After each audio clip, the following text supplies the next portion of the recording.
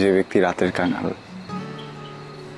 রাত প্রিয় মানুষকে যদি জিজ্ঞেস করা হয় রাতের কোন প্রহরটা সব থেকে বেশি সুন্দর, সে কি উত্তর দিবে? তার কাছে তো গোটা রাতটাই প্রিয়। বাহ,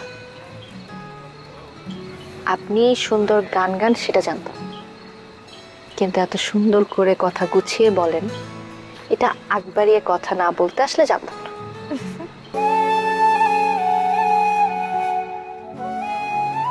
মায়ের সাথে পরিচয় এক বসন্তে। সেদিন বসন্ত বরণ চলছে, বন্ধুরা মিলে প্ল্যান করলাম গানের আসর করব। সাথে যোগ হলো কিছু জুনিয়ররা।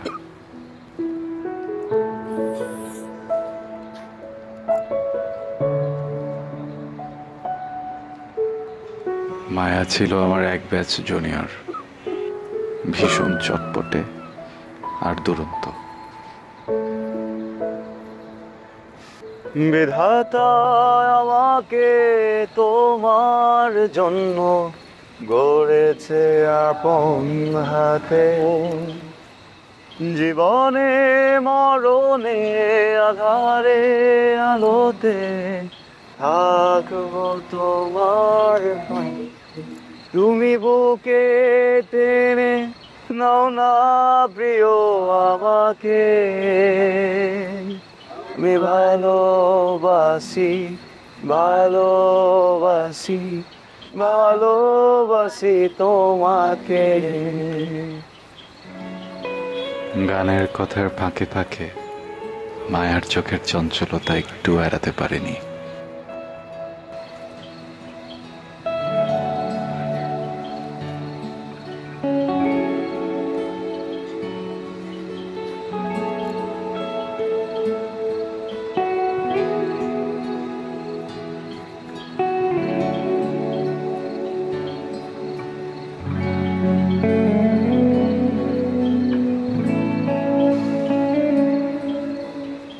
রাতের সবচেয়ে সুন্দর প্রহর কোনটা জানেন?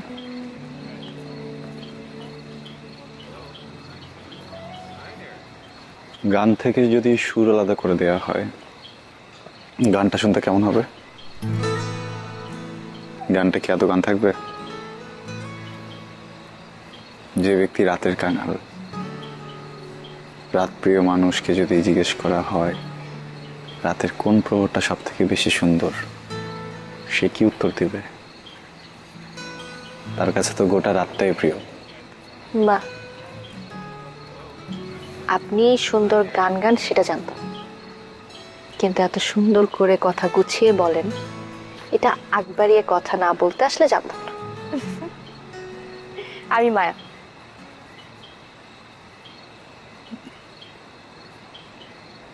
নীল।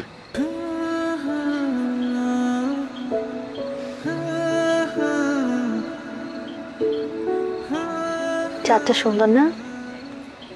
হ্যাঁ, মনে হচ্ছে আকাশের কোল জুড়ে চাঁদ নিচে আঁচল বিছিয়ে রেখেছে। বাহ, আরেকটি সুন্দর কথা।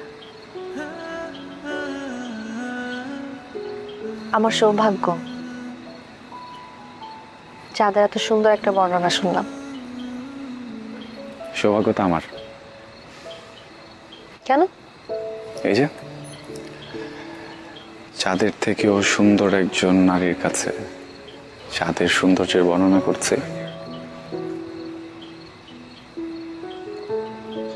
চাঁদের দিকে আর খেয়াল দিতে পারিনি সেদিন। মায়ার মায়া জড়ানো হাসিটা এতটাই আক্রান্ত করছিল, চাঁদটাও সেখানে ফিকে হয়ে গিয়েছিল।